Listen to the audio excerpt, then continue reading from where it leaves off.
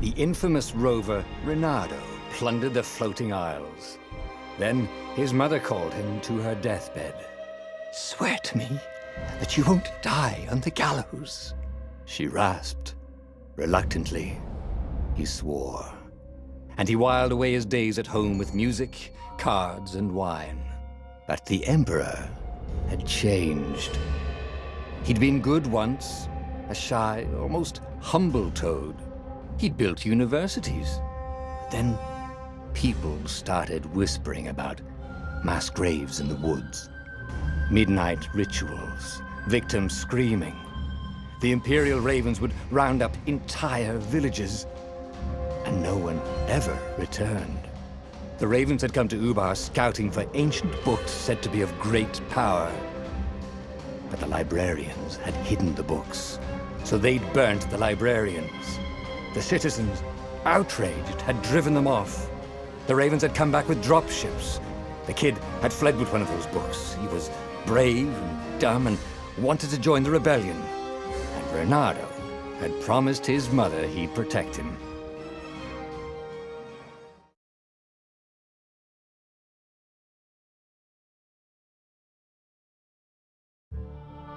The kid was looking down, watching his city burn.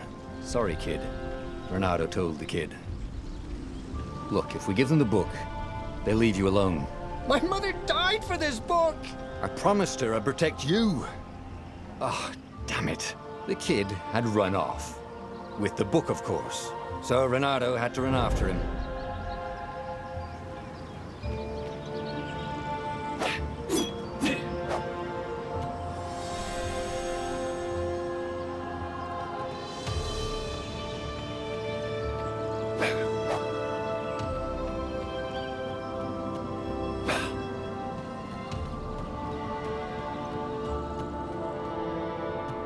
The two Ravens were staring at the kid like he was their dinner, which probably was what was in their tiny brains. "Hey," Reynardo said. They cocked their heads at him. "Pick on someone as ugly as you." Wait, that didn't come out right. "For the Emperor!" The Ravens cawed and rushed at him.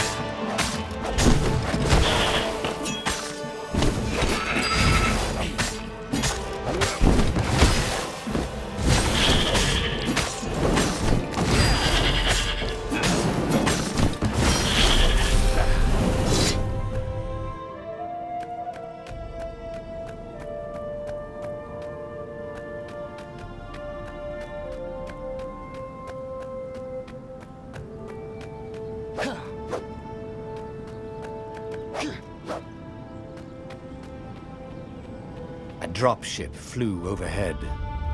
He hoped they hadn't noticed him. The kid.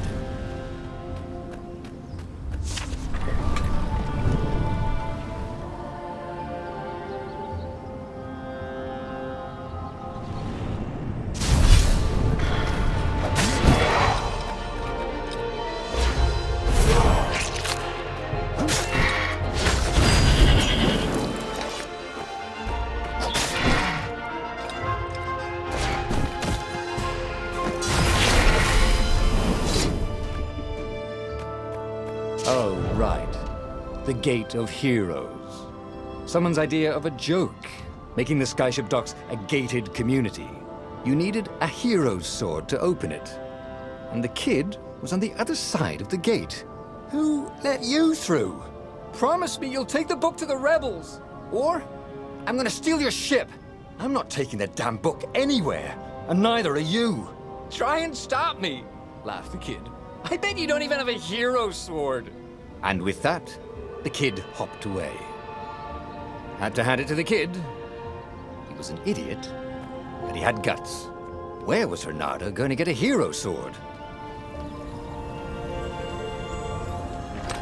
War and wind essence? That sounds about right. I'll need a workshop, though. Perfect.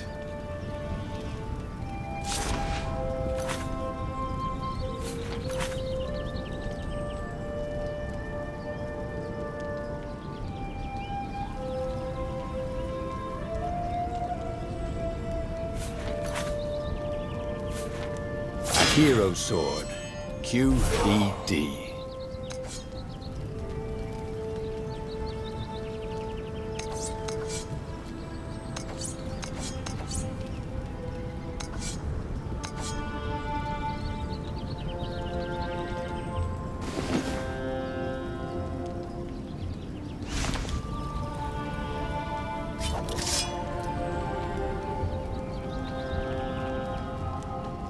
This is what he got for settling down and finding people to care about. The kid's mum had been a swell cook, and she'd laughed at Renado's jokes, even when he didn't know he'd made one. And then the ravens had come to burn her. And she'd made him promise to protect the kid. But she never told him where the book was, just the kid.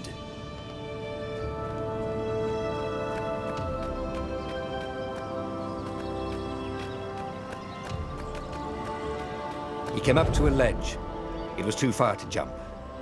There'd been a bridge here before, hadn't there? And there was Peter, giggling at him. "How'd you get across?" he asked the kid. "Where'd you find a hook?" "I hopped," said the kid. White-ass kid. "Hey, look out behind you!"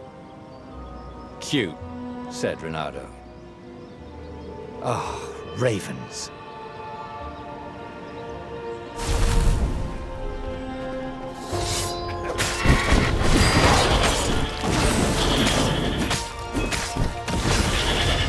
It was time to talk some sense into the kid. Just hook his way across the ledge and chase the kid down. Thing was, he hadn't used his hook since he'd retired. How had he done it? Maybe if he meditated at that altar there, he'd remember his old skills.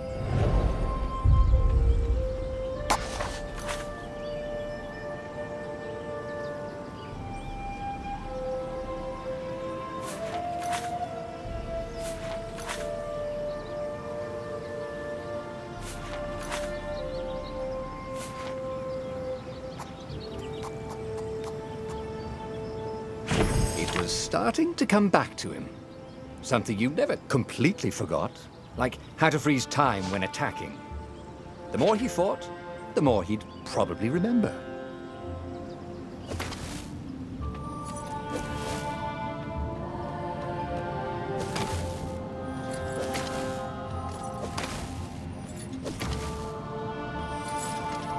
And there was the Farfarer. She was the fastest ship he'd ever known. She could do the Kestra run in 12 furlongs. Oh, so the salesman had told him. And something told him the kid was about to walk into an ambush. "Stop!" he shouted. "I'm not giving you the book!"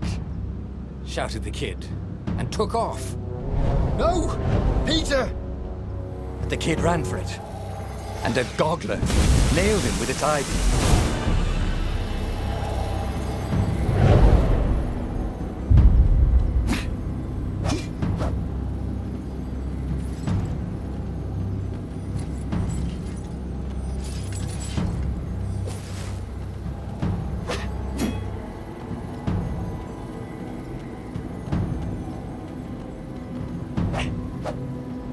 The book was unburned. Next to it were the buckles from the kid's shoes, and a kid-sized pile of ashes. Damn it, why hadn't he lied and told the kid he'd take the book to the rebels? The kid would be alive now. Really pissed off and betrayed, but alive. Oh, damn it. Renato picked up the book.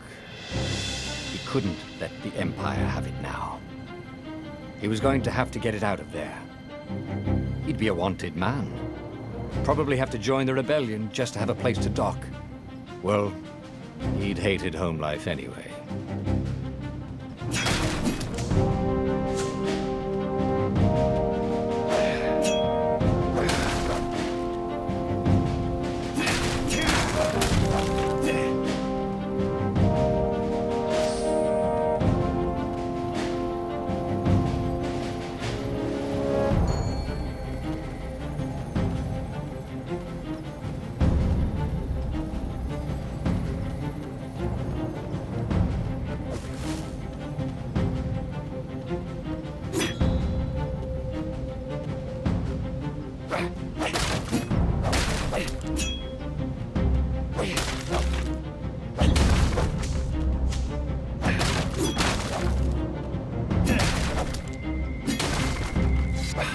the big deal about this book anyway? Maybe he should open it and find out. All that had been years ago. How many? The war was a blur, and now 3 Raven scout ships were chasing him. "Where are you running, rebel?" cawed the Raven captain over the loudhailer. Renato could see them cranking up their catapults. "Just going out for milk?" Renato yelled back. "Where can you run?" laughed the Raven horribly. Far behind him, another city was burning. The dark cloud above its island was thousands of Imperial ships. The fleet was doing a thorough job. "Take us to the rebel base! I will spare your life!" it called. The entire jury-rigged rebel fleet was only a few islands to the east. Beyond that were only the pillars of heaven, a sea of endless blood-colored tornadoes. The rebellion was out of time, unless Renato could bring a game-changer. Maybe he could. Renato had found out where he could find the pieces of the Sky Ripper, the legendary weapon that had exiled the lost gods. Surely a legendary weapon could win the final battle. On the other hand, his old friend Lapino had sent Renato a desperate message saying he had a brilliant scheme to save the rebellion. If Renato could only rescue him. Renato dived the Farfarer towards the abyss. As he felt the heat of the jet stream, the Raven ships peeled off, not stable enough to follow him down there. Now it was time to choose. Lapino or the Sky Ripper?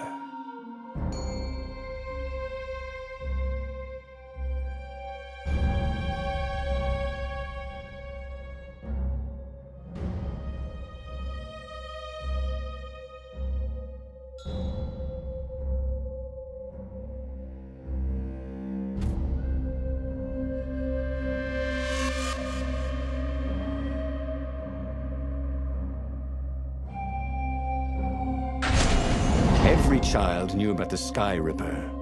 The Transcendent Emperor had buried its pieces. What could have brought them to light? This Emperor, Isengrim III, had once been kind, but he'd gone mad. And now he was conducting secret, obscene rituals to bring back the lost gods.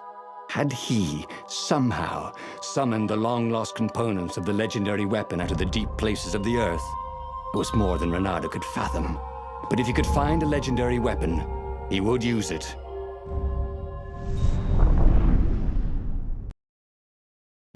As he set foot on the island, Renato could not help but feel a tinge of guilt. He'd left Lapino behind. He hoped the Mad Rabbit had somehow escaped the Ravens. He hoped they hadn't eaten him. If they had, he hoped they hadn't eaten him alive. Why had he chosen the Sky Ripper? Renato never made plans that required constant vigilance. He was a hero. He didn't think too much. He just went with his gut and hoped it all worked out. The Sky Ripper was a long shot. He'd have to devote himself to it. No side journeys, no rescuing old friends. That was against his nature. Could he stick with it?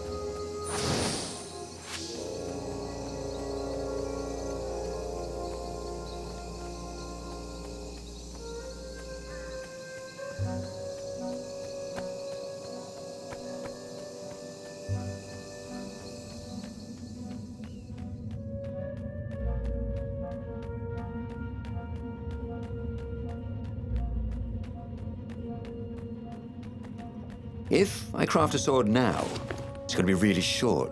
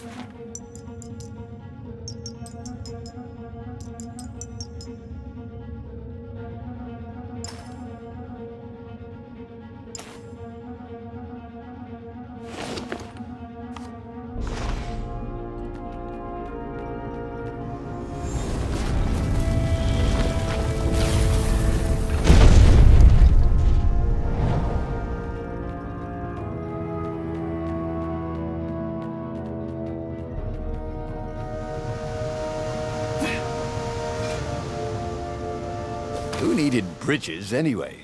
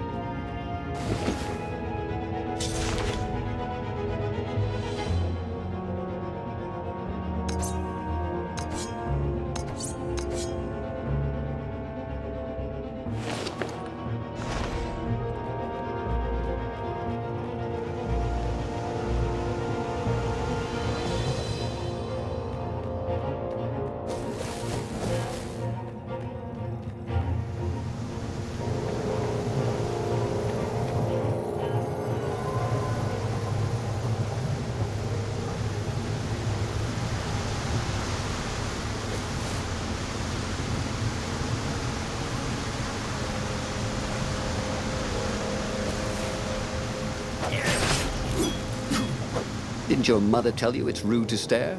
Snapped Renato, a little smug.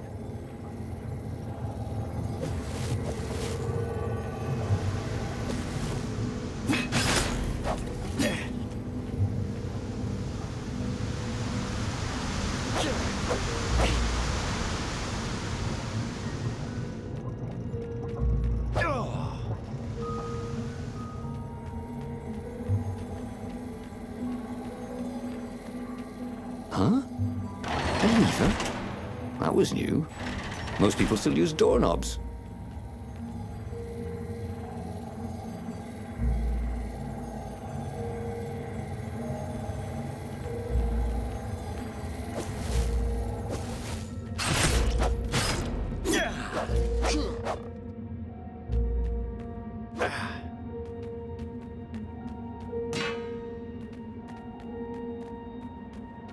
The people who had built this castle, did they even know what monstrous weapon lay hidden within their walls? The Sky Ripper could destroy anything it touched, or so the legend said. As the Transcendent Emperor had fought the lost gods, thousands of thousands had died. But Renato had been through wars. The only merciful war was a short one.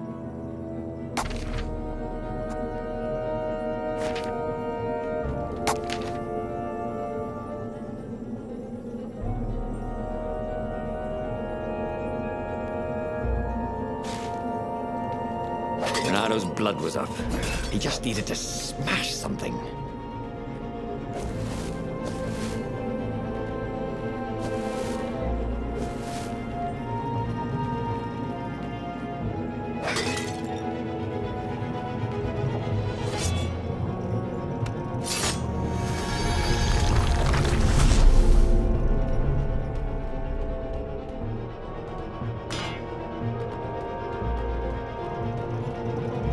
Can't we just agree to disagree? Said Renato. No?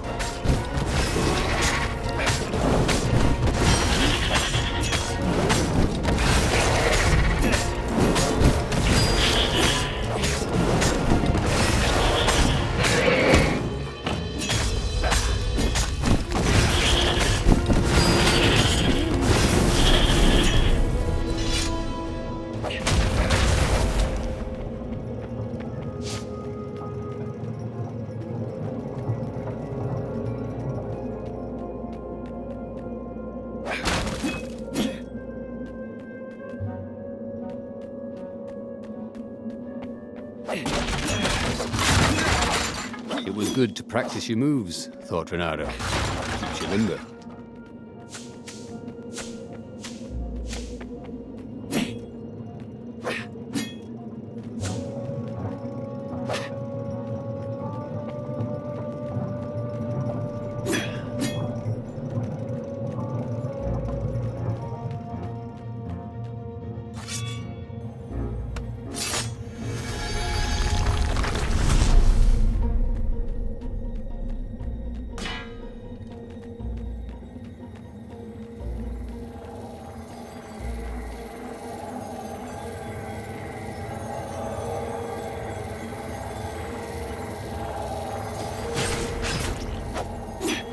These things could really use a hand.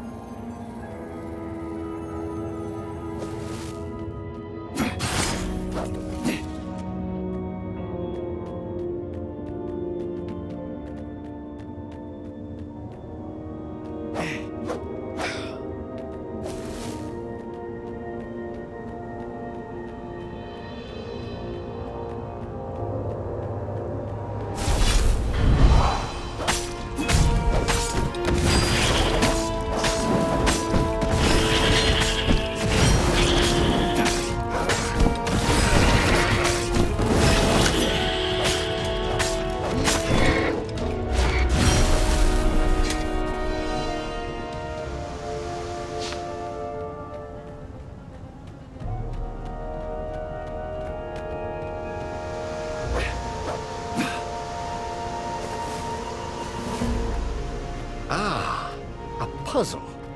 Renato loved puzzles, except when he couldn't figure them out.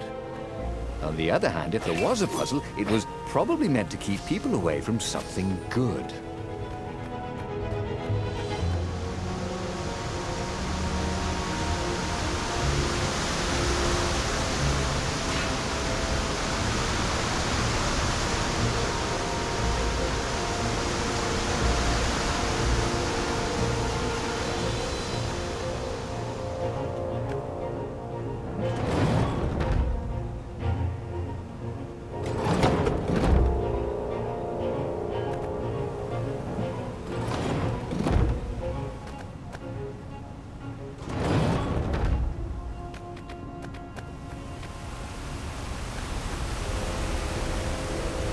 See?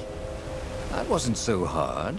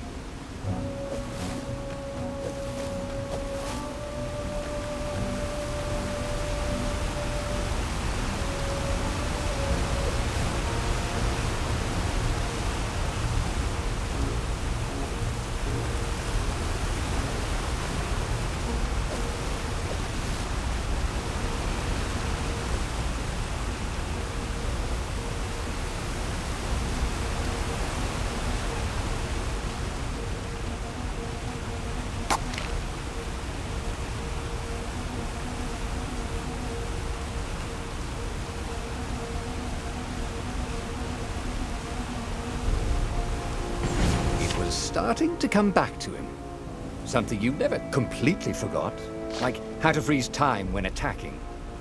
The more he fought, the more he'd probably remember.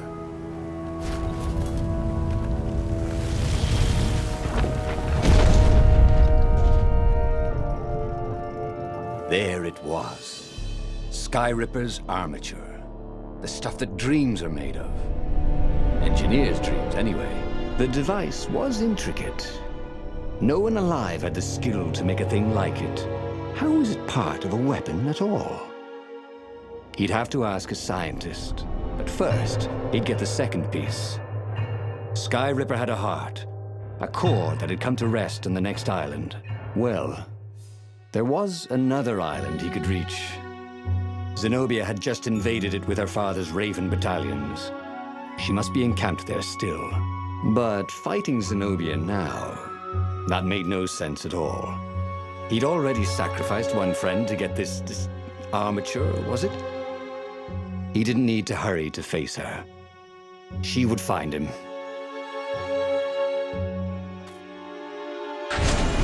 It was a no-brainer.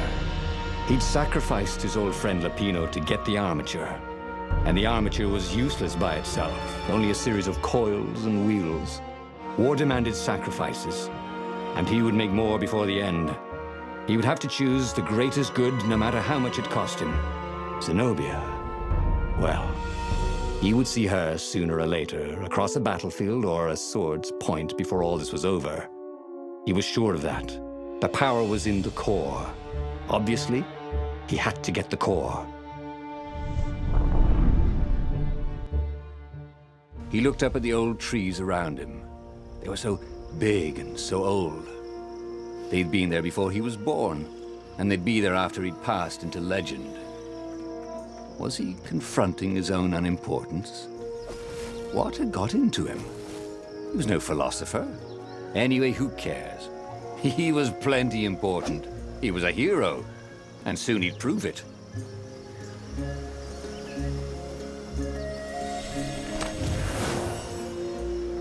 I wonder what I could make with all these sword crafting materials, thought Renato.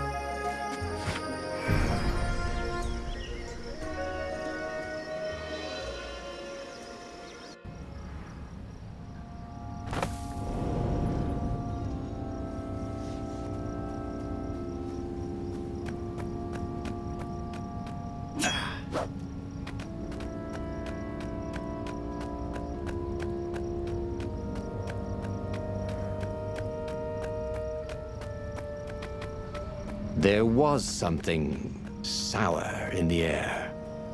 Like the earth had ruptured over something that had been fermenting for a very long time.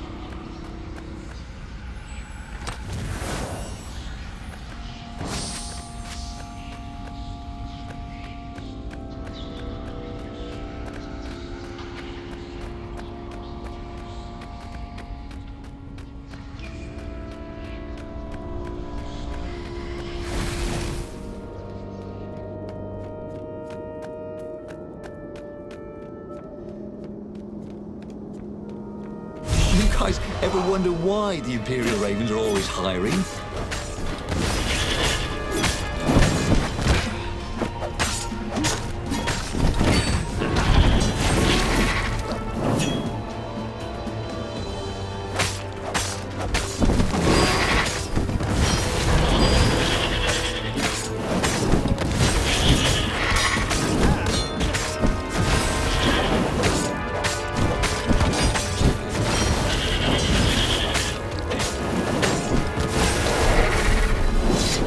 Renato wondered if he could learn to cook. There were fewer and fewer trees. There were only these huge crystalline growths. Had those been here before? He no longer heard birds except for the feverish cawing of the ravens when they attacked. He couldn't smell the small animals of the forest, the mice and rabbits. Where had they gone? And he was getting hungry too. This was an unhealthy place to be.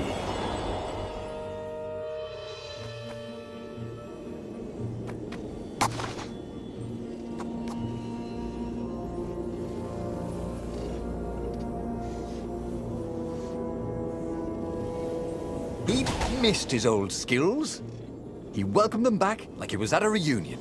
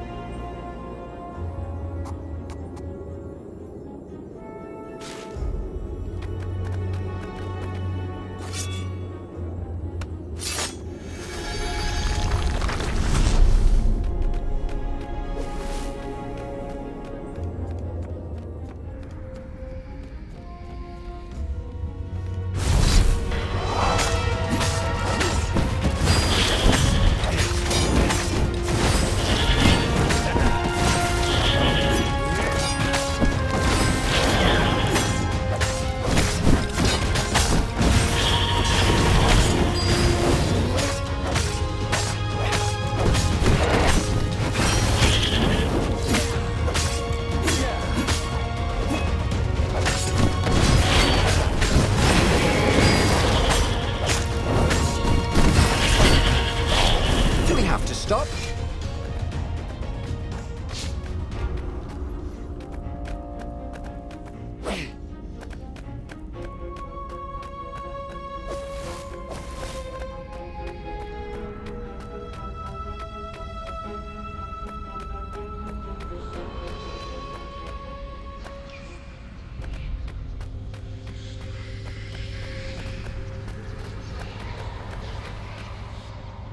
The 20-sided core made him feel physically sick.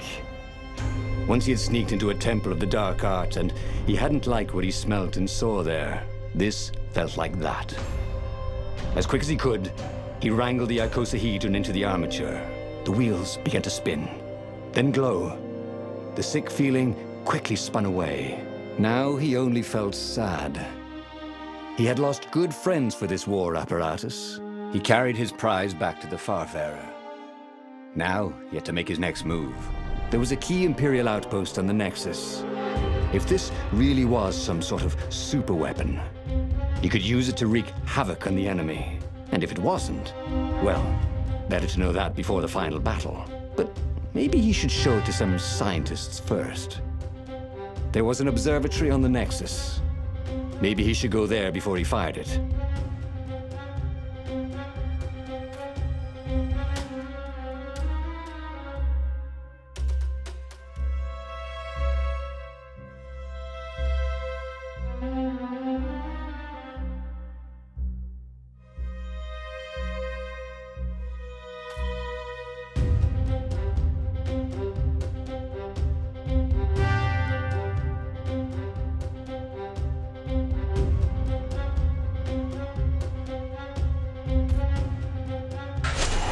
Renato had never been much of a student. At Swordfu School, he'd never read the books, just looked at the pictures. And Zenobia. But weapons he understood. His gut told him that the Skyripper would work great. He would use it to take out the Imperial outpost. And what's the worst that could happen? The thing wouldn't work, and then he'd take it to the scientists. Right? Exactly.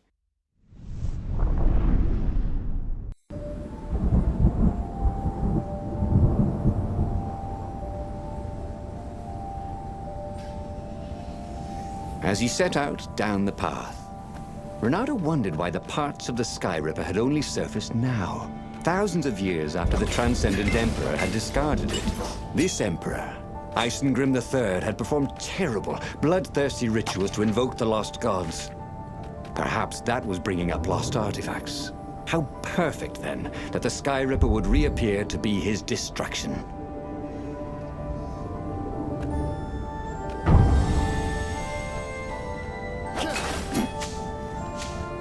Once, he found a Superman issue #1 in mint condition in a jar he'd broken out.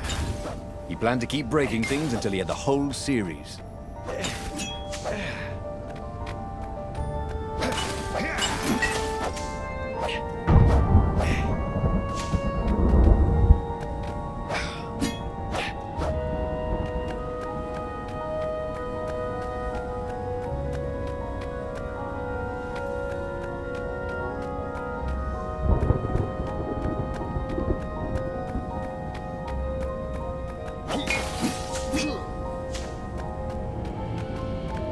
He was sort of yanking his own chain, wasn't he?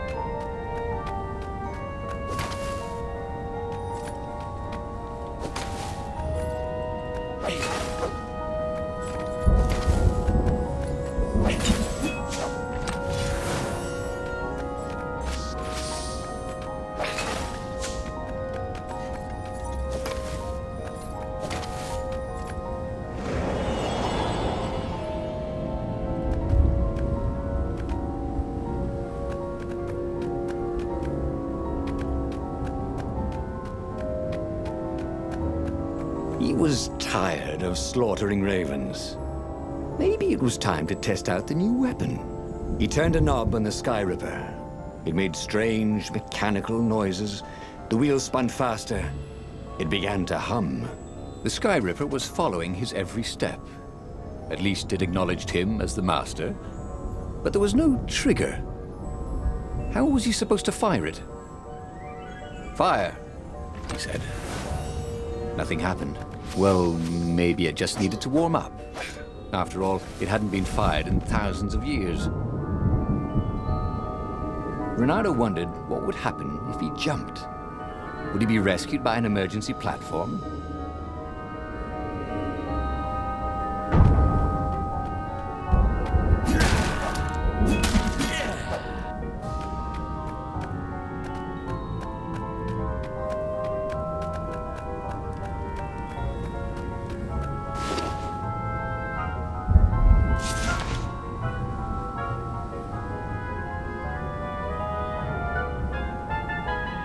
His trusty old sword was always a little better when he sharpened it.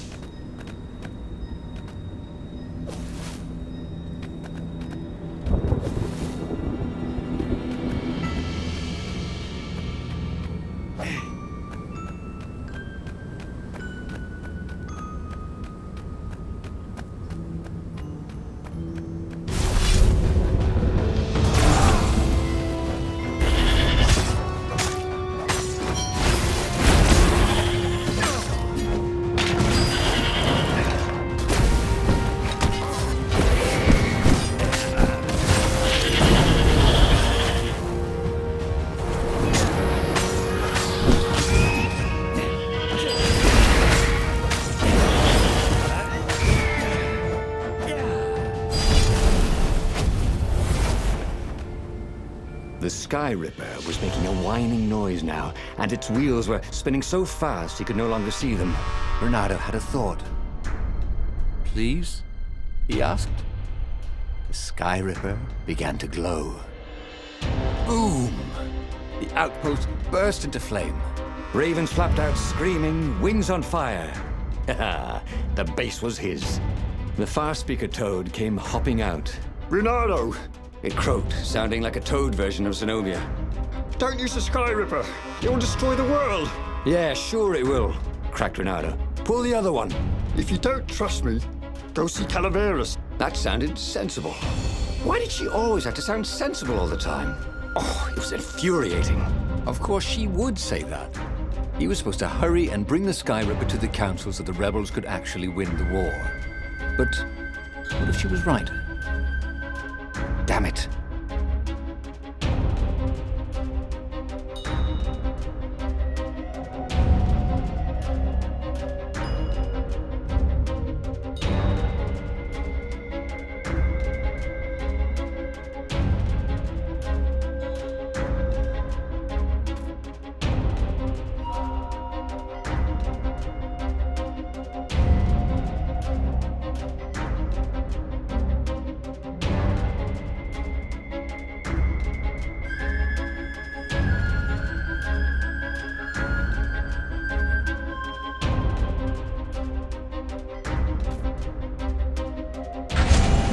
Zenobia was so frustrating. If she couldn't get you with magic, she'd get you with reason and caution and sensible arguments. Of course, Calaveras, he might not know the latest scientific theories with evidence and all, but Renato preferred the knowledge in the old books anyway. What they said felt true, and that's what's important. You should be careful, though. She'd probably guess he'd come here. That meant she'd probably set an ambush for him. Renato landed on the island, expecting Zenobia's ambush at any moment. On the other hand, there did seem to be a lot of ravens around here. Were they just lost patrols stirring up trouble? Were they looking for him? If she was going to ambush him, wouldn't she keep the road clear so he wouldn't be on his guard? Or, unless they were part of the ambush, the obvious reasons he was meant to see to take his mind off the ones he wouldn't see. Oh, after all these years, she still drove him crazy.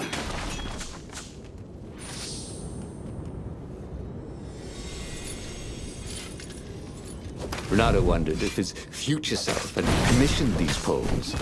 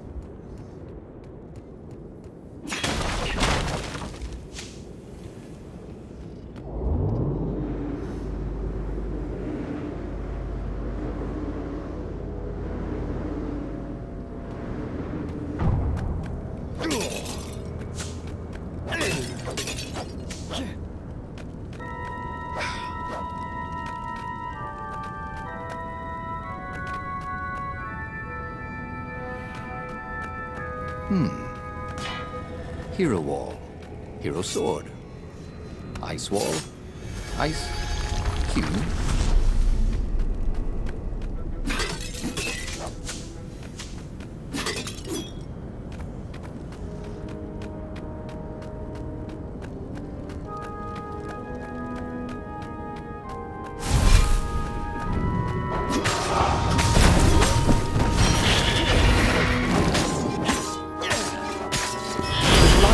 Having a pet. Well, like having a goggler for a pet.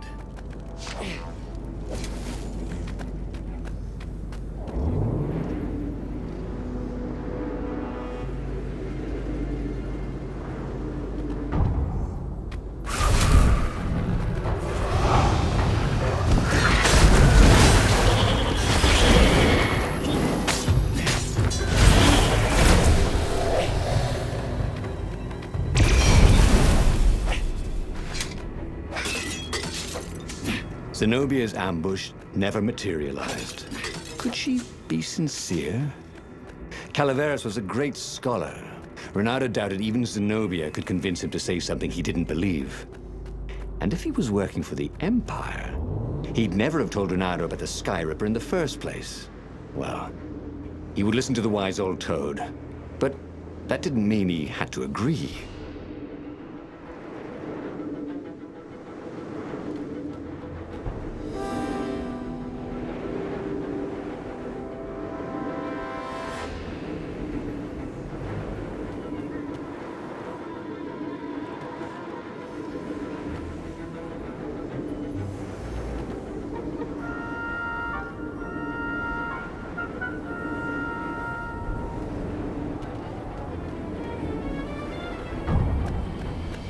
To his alarm, Renato realized that the rebels had no way of knowing he had a powerful new weapon. He might set off on their attack on the fleet before he could bring the Sky Ripper to the fight. He had to hurry, while there were still rebels to save.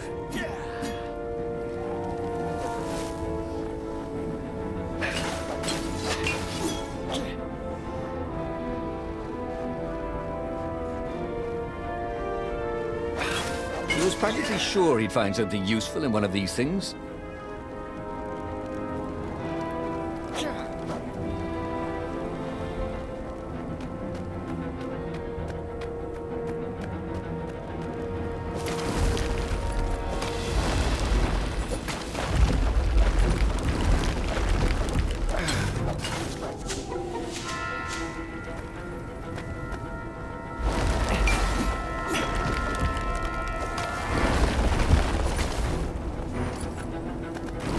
When I build my castle, thought Renato, all my gates are going to open with buttons, and all the levers will drop rocks at your head.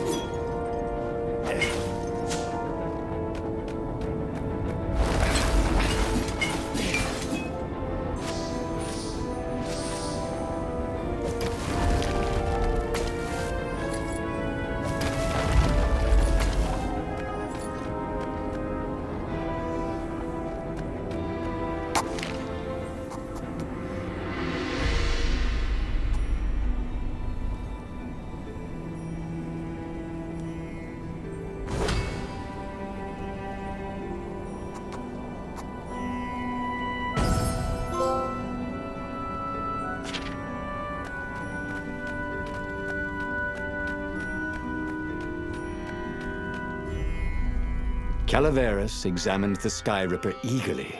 What? How often does a new relic surface? He brushed off Zenobia's warning. Oh, what do sorceresses know about physics? However, he did know a few ways to make the weapon even more precise and more powerful, and quickly went off to tinker. Soon the Sky Ripper no longer whined, but thrummed like a hummingbird taking off. It was ready for war. And so, Renato thanked Calaveras and took the legendary weapon to the final battle. But where were the other rebel ships? Had something happened? He could defeat the Imperial fleet with a Sky Ripper, but he couldn't govern. He was not cut out to be emperor, and he'd no desire to be one.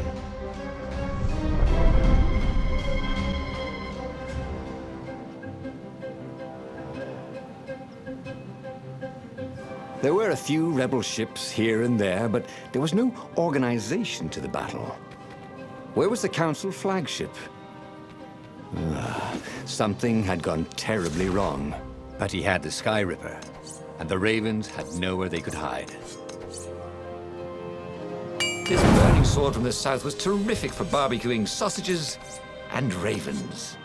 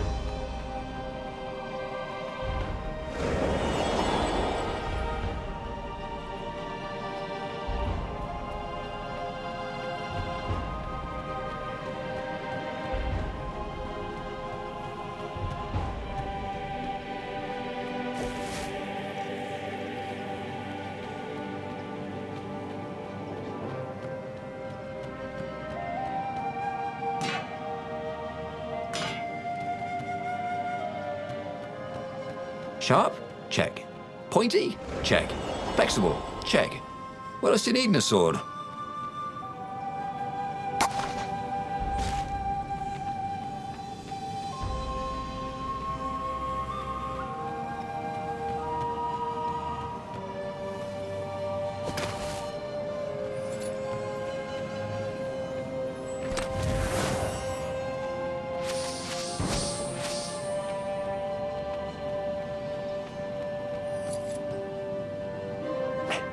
He felt like Tarzan.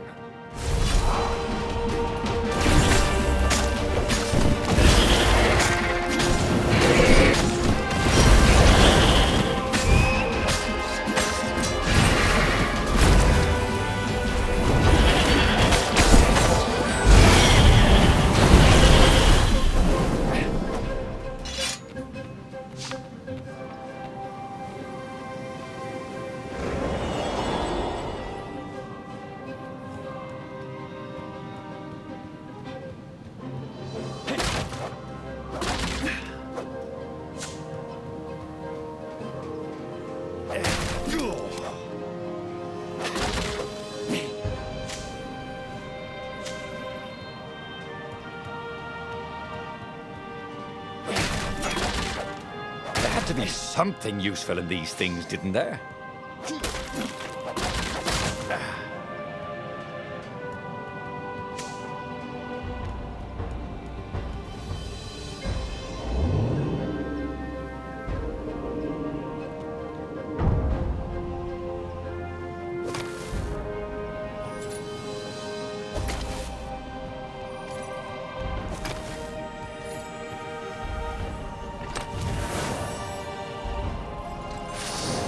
Renato wondered what he could make with all this ore and essence.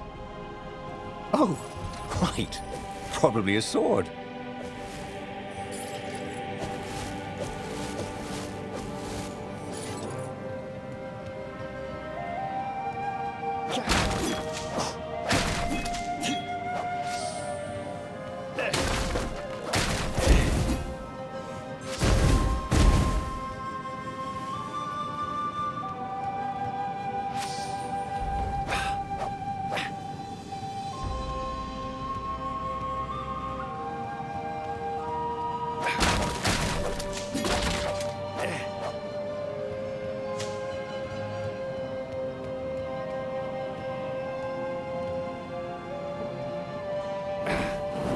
Sometimes, at home, he'd wave his sword around for hours.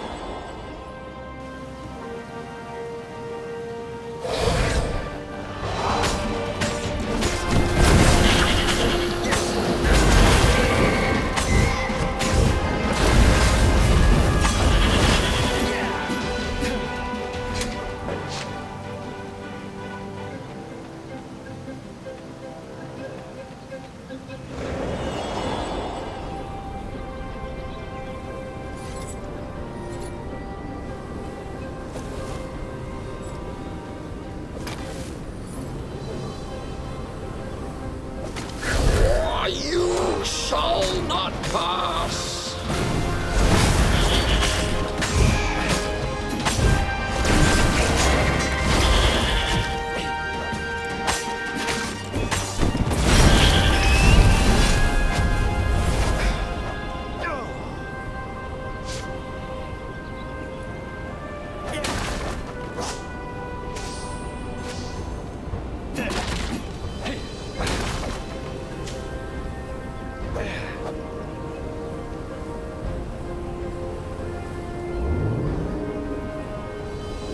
This thing really needed a roof.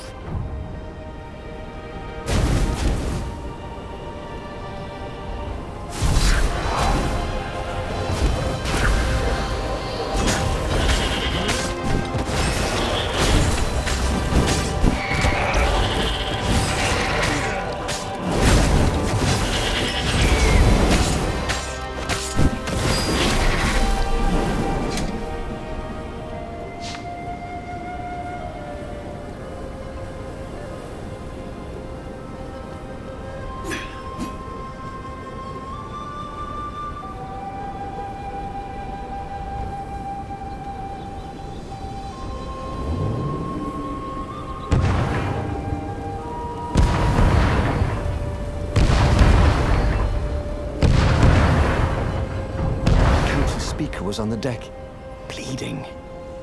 Why was she even here? They found our base, she croaked. The council, all dead. We must surrender. No, we could still win this, said Reynardo. I have the Sky Ripper. He would be a real hero and save the day, even when all appeared to be lost. You're a good boy, said the speaker, and then she died.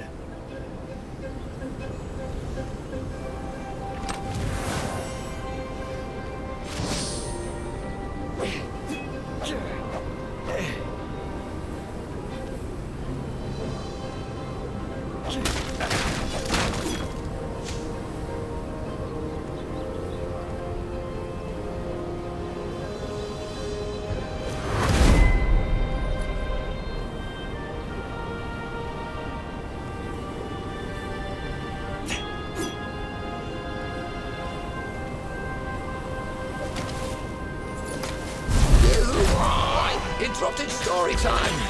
Caught the lead, Raven. Now I'll never find out how it ended!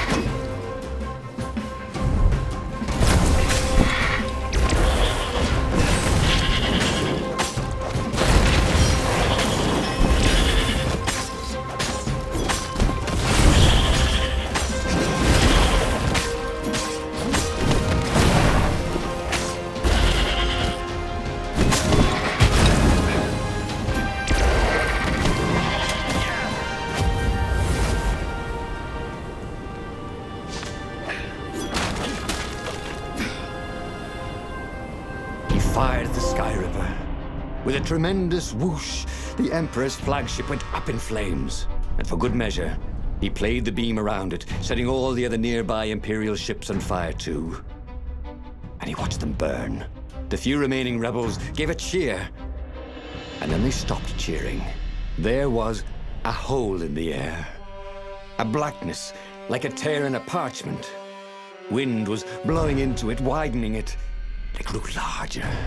Crates were falling off ship decks, upwards into the hole. And the world itself seemed bent, like the reflection on a curved mirror as it poured into the ravenous hole. We guessed that somewhere behind that ever-widening hole were gods that had long been exiled. But it didn't really matter. Time was done for here, and soon it was. Okay, that was weird. He could have sworn he just died. Instead, he was on the Farfarer, sailing away from Ubar. And it was still burning. He'd fled burning Ubar years ago, hadn't he? And now he was back there. Had all those years fighting the Empire been nothing but a vision into the future? A useful vision if it was true. He'd learned something. The core was powerful, but dangerous if used improperly.